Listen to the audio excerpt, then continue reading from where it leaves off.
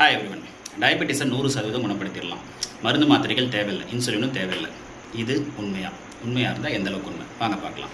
I am doctor Saravanan, MP general medicine, consultant physician and diabetologist, Niranjana clinic, Krishnagiri. And type 1 diabetes அப்படின்றது insulin depend. அதை நம்ம குணப்படுத்த முடியாது. Life long நம்ம இன்சுலின் போட்டு தான் ஆகணும்.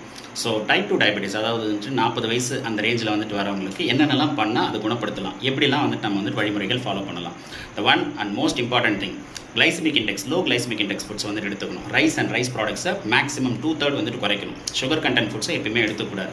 மார்னிங் ஈவினிங் ஒரு 45 to 1 hour walking, that is 5000 steps morning, 5000 steps evening. இதை ரெகுலராக ஃபாலோ பண்ணணும்.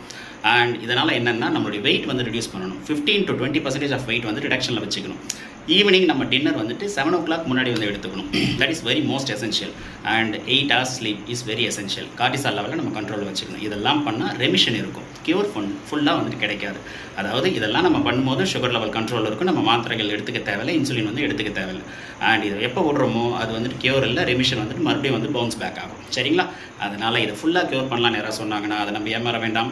So this is simple. If you have any doubts, just ring me. Thank you. By.